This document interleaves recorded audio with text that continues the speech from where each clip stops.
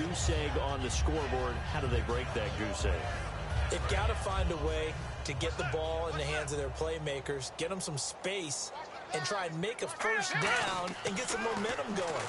It's been a struggle for them throughout the game, and that 3-and-out on the last possession, that told you just how stalled they are on offense. So who will step up here? We'll see.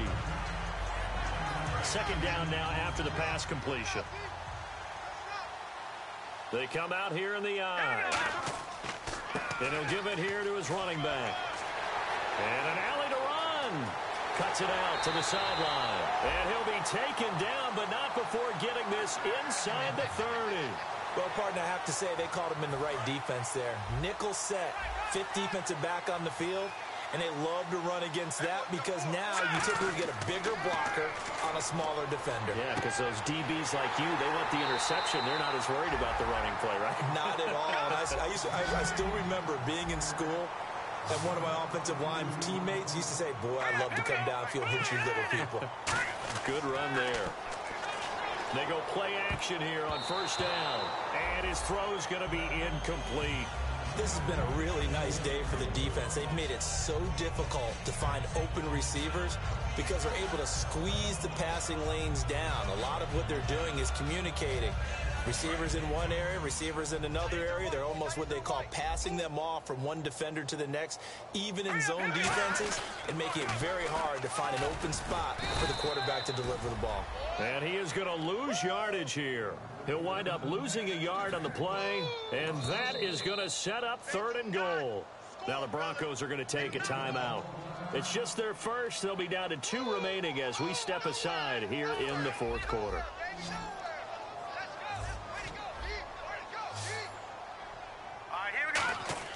Throwing, Cook.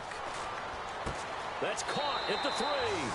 And he takes it in for a Charger touchdown. Crockett Gilmore, his 2nd touchdown on the season. And the Chargers are able to close the gap just a bit. Now that shaves a bit off the lead. It's now a 23-point game.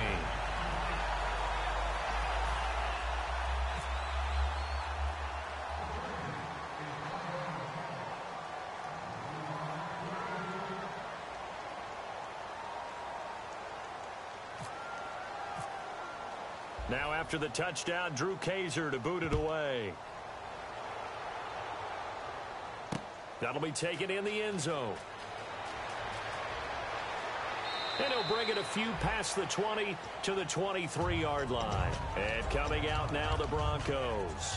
And that recipe on their last drive that resulted in a touchdown looked pretty good, so they'll be hoping to do that once more. And it takes me back to when we sat with the offensive coordinator and the head coach. They felt pretty good about their game plan and thought there were some holes in the defense, and they exploited them the last time out. Let's see if they can come back and put together a similar drive. And we'll see if they can do just that.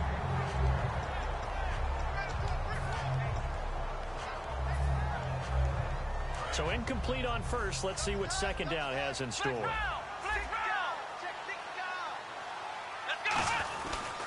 Now a handoff here to his running back. And he'll wind up losing yardage here back at the 21-yard line. And they'll lose a yard that time, and that's going to lead to a 3rd down. And the offense moving quickly to the line.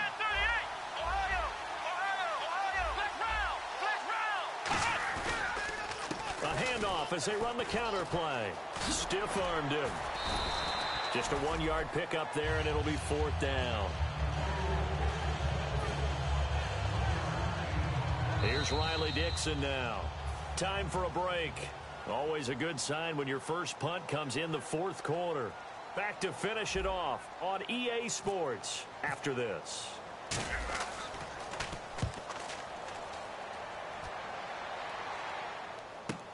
Returning, it's Benjamin. Great blocking on the return. It springs him for 25. And this offense will take over right at the midfield stripe with a 1st and 10. And now San Diego getting set to go. They've lost this one. Their offense has struggled. Do they try to put together something here at the end just to take into next week? Yeah, sometimes teams want to do that and coaches want to. I remember one time I was on a team and we were losing late in the game like this, and you knew it was lost. It was over, right?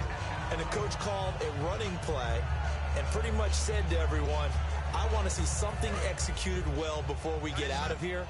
And that was the message to the team. Just something to build on. Just something to build on, get it done, and maybe we can look at that and say, we'll get better as we go forward. Left side, caught by Matthews. Only 3 yards on the catch. It's third down. I know many people like to throw to the tight end, maybe in a little flexed out position because he creates mismatches with his size. The slot receivers do the same thing with their quickness, their speed, and their route running savvy. They give him 7 yards on the play, and they do pick up the conversion on third down.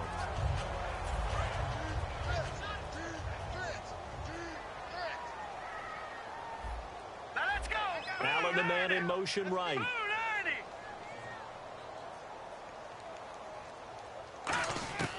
Now Cook. And that is incomplete here. Keenan Allen, the intended target, and that'll bring up second down. Whenever they're trying to attack a zone defense, you're trying to figure out where your gaps are going to be. And depending on what type of zone they're playing, it could be on the outside, it could be in the middle, it could be in the seams, in the edges. In this case, they tried to attack the middle of the field, but this zone defense didn't allow it because they were able to see the ball come off the quarterback's hands, and everyone was able to react to the football and knock it away. And now it looks like they're going to be in the hurry-up. Looking to throw. And a little floater there is incomplete. And that one was knocked away, and I think the defenders are going to be a little upset with themselves. They made the play on the football, but that one felt like a forced pass by the quarterback.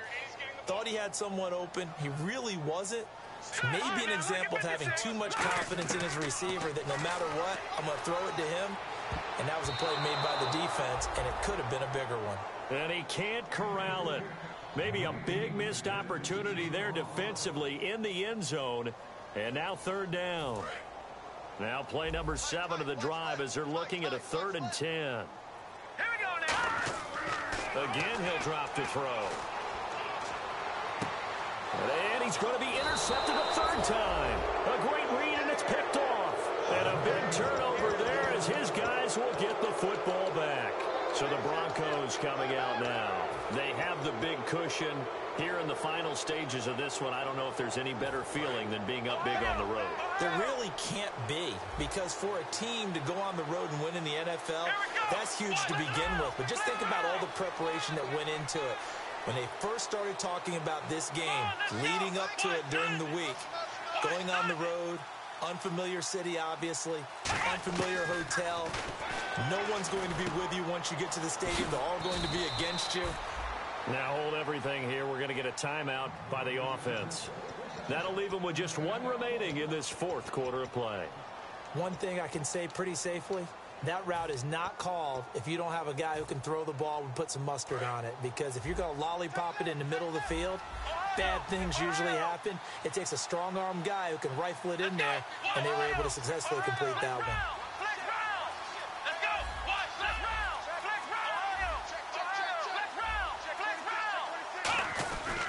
And to give this time to the tailback. And he's brought down, but not before they get it across the 20-yard line. Now whistles come in. We're going to get a timeout here by the offense. It'll be their 3rd and final timeout, so as they talk things over, we'll step aside.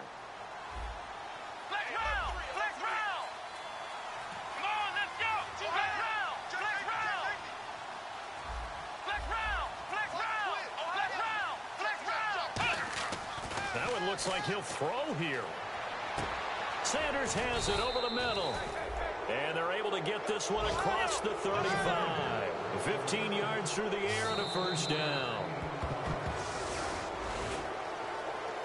A road win in the National Football League. Charles, you never take that for granted no matter who you're playing, no matter where you're playing. You take it and you run with it.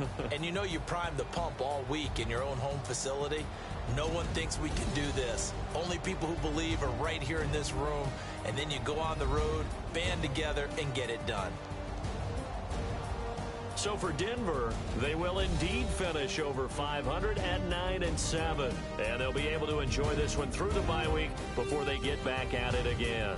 Meanwhile, for San Diego, this loss will be the capper to a dismal 4-12 campaign. And they'll get the